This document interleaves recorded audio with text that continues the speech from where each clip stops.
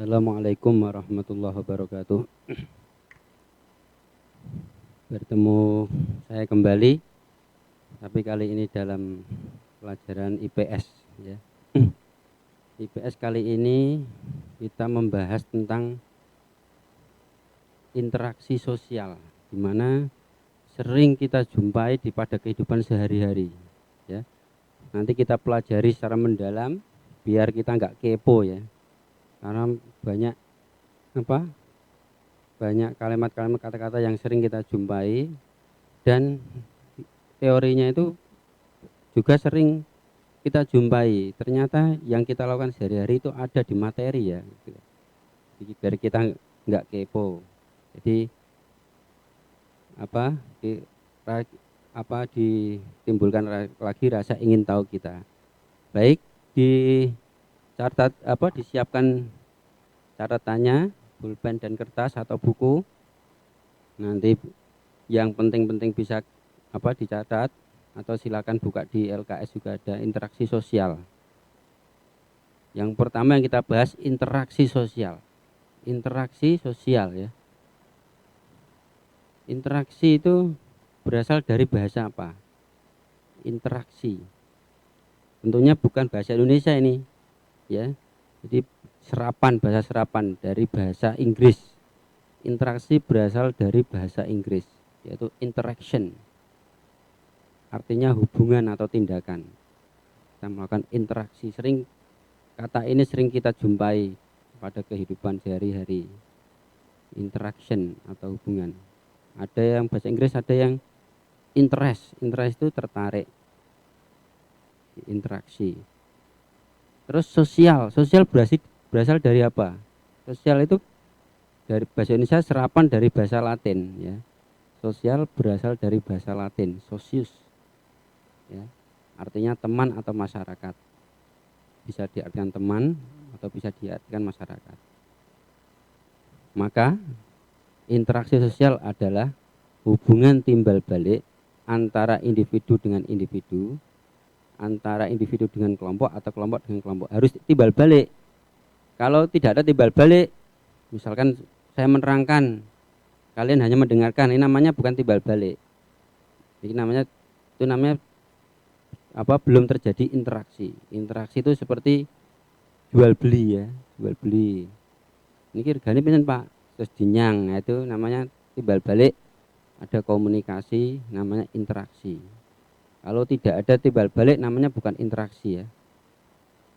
Atau satu arah, itu bukan interaksi. Harus ada timbal balik, namanya interaksi sosial.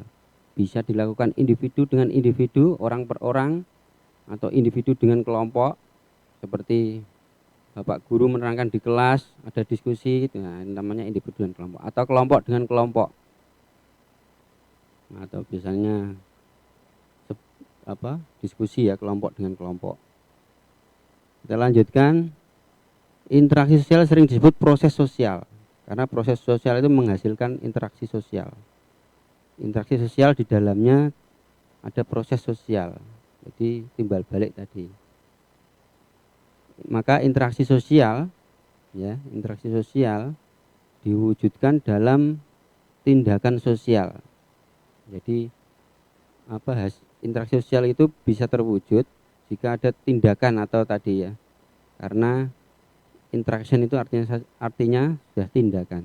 Jadi ada tindakan sosial yang berhubungan dengan manusia. Nah, tindakan sosial itu apa? Bisa positif, bisa negatif. Jadi interaksi itu tidak harus positif ya, negatif juga bisa. Ya. Misalkan kelompok kelompok perampok. Nah, itu bisa terjadi interaksi sosial. Jadi interaksi sosial itu bisa positif, bisa negatif. Nah, kali ini yang kita bahas tentang interaksi sosial, nah, berarti sudah tahu ya, interaksi. Jadi kalau ada teman-teman atau mengatakan interaksi, jadi jangan kepo lagi ini. Jadi kita sudah tahu interaksi itu hubungan, harus ada komunikasi.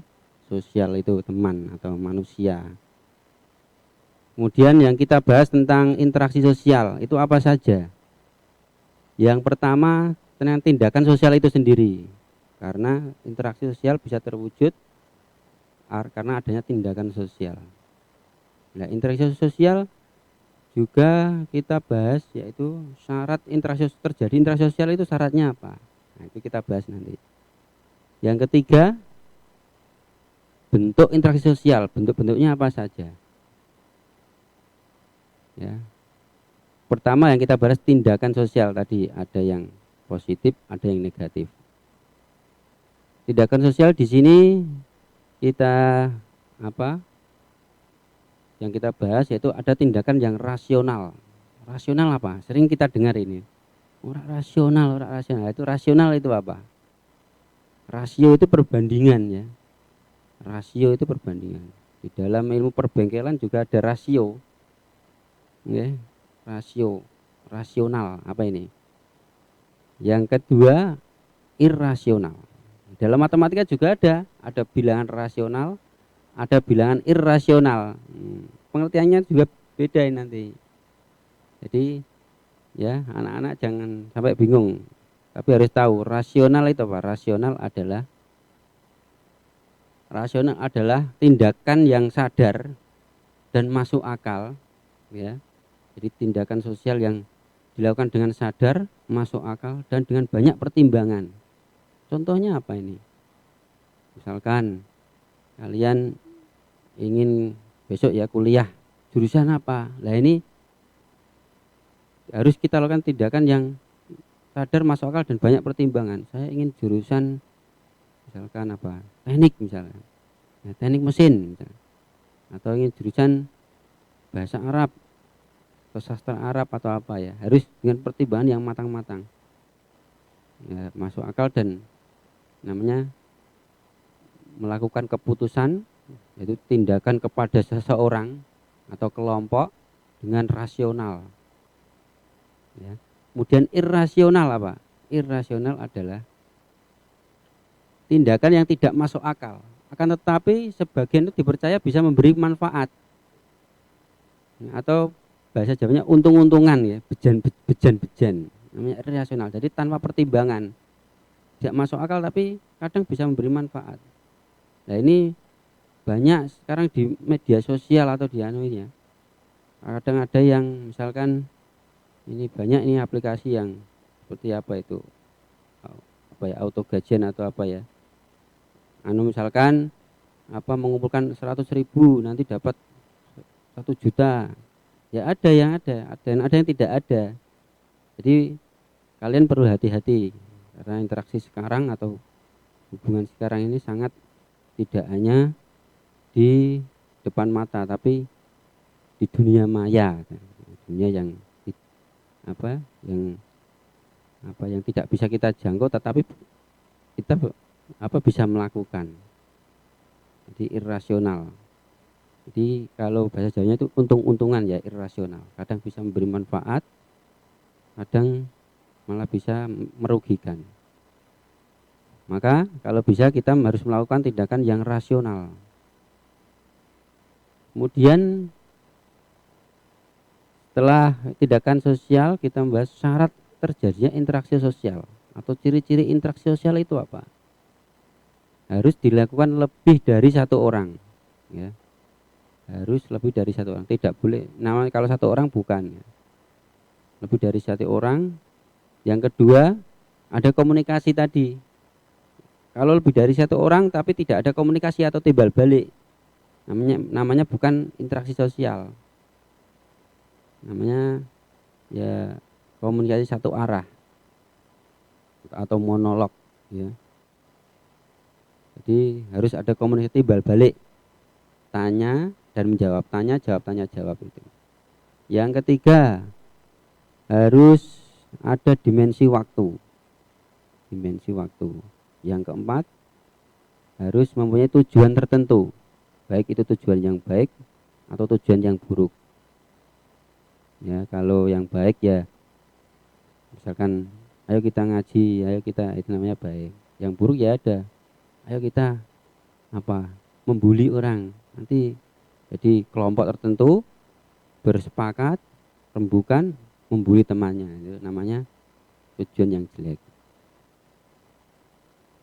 Yang lebih dari satu orang itu harus ada kontak sosial, ya.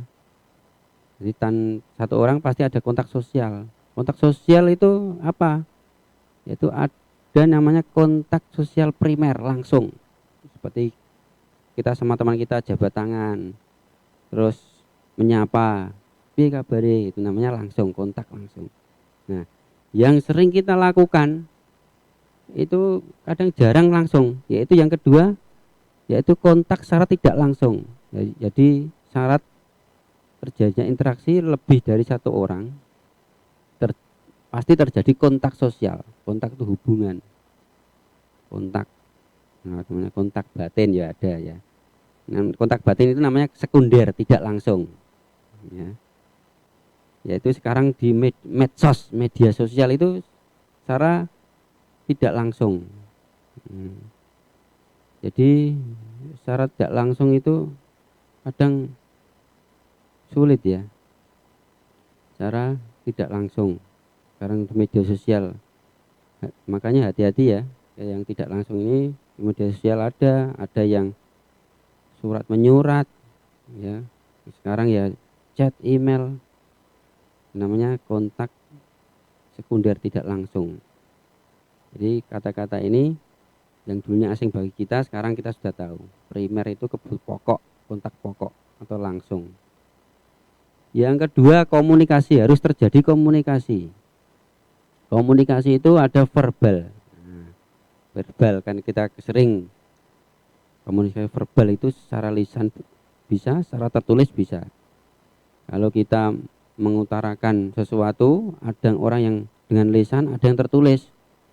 Jadi ada yang mengungkapkan isi hatinya dengan menulis ada, dengan mengarang ada, ya, dengan menulis puisi, ya, menulis karangan nanti bisa dimuat di media, namanya verbal. Jadi verbal itu tidak hanya lisan. Kita menyapa teman, piye kabare, ya, namanya. Ada juga komunikasi yang non verbal atau gerakan. Nah, ini yang sering kita menimbulkan fitnah atau beda pendapat. Misalkan kita ketemu teman saya, kita berjumpa teman dalam suatu, terus kita acungkan begini, kira-kira ini maksudnya apa ini? Ya, kita mengacungkan, bisa juga memberi semangat, bisa juga menantang. Harus, makanya hati-hati ini ya, gerakan-gerakan seseorang atau simbol-simbol tertentu ini, ya, belum tentu artinya seperti itu. Kalau kita mengepalkan tangan begini, bisa juga semangat, bisa juga kita menantang. Wah, anak itu menantang saya ini, padahal dia ingin memberi semangat, padahal ada juga yang begini menantang, ya. Jadi kita perlu terjemahkan atau kita perlu mengerti. Maka dengan mempelajari seperti ini, kita menjadi lebih tahu dan lebih berhati-hati. Ya, karena komunikasi itu sangat penting dalam kehidupan sehari-hari, ya. Jadi kita misalkan kita tidak tahu tentang pelajaran, mau tanya temannya, harus komunikasinya bagus. Kalau tidak bisa lisan, ya dengan gerakan yang menarik atau yang dapat teman kita segera membantu. Kemudian yang ketiga, dimensi waktu. Nah, waktu itu bisa, interaksi itu bisa terjadi pada masa sekarang atau yang kemarin. Jadi kalau ada yang kemarin bisa kita bahas yang sekarang, kan banyak seperti itu, ya. Kejadiannya sudah berlalu tapi baru dibahas sekarang yang ada. Karena banyak ya sebuah cerita-cerita kan di masa lalu, tapi membahasnya sekarang, menjadi ilmu di masa kini karena ada kejadian di masa lalu. Nah, itu jadi interaksi sosial itu bisa memberi manfaat walaupun itu interaksi masa lalu atau masa yang akan datang, belum terjadi tapi sudah dibahas, ya ada, ya. Kan ada itu di Al-Qur'an, itu kan ada. Belum terjadi tapi sudah dibahas. Ya, jadi untuk kita memberi pengetahuan dan lebih berhati-hati. Kemudian ada tujuan tertentu.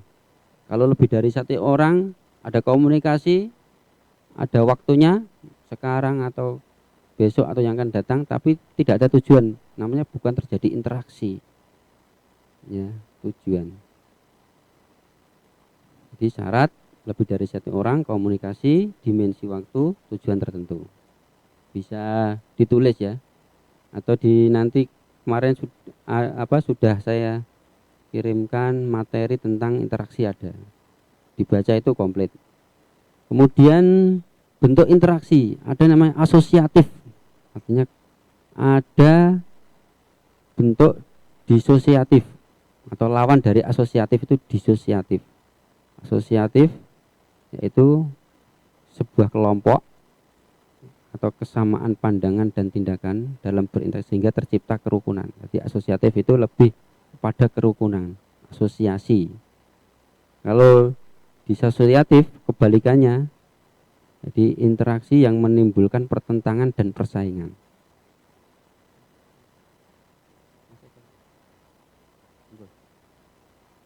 Sekian dari saya. Kalau ada yang ditanyakan, kalau tidak ya tidak apa-apa, ini nanti bisa ditanyakan kalau bisa tatap muka, nanti bisa diangan-angan, ya dipahami kata-katanya biar tidak kepo kita ya. Sekian dari saya. Assalamualaikum warahmatullahi wabarakatuh. Waalaikumsalam warahmatullahi wabarakatuh. Baik teman-teman kelas 7, dijelaskan oleh beliau tadi materi tentang interaksi sosial. Begitu pentingnya untuk diri kita bagaimana interaksi sosial itu kita praktekkan dalam kehidupan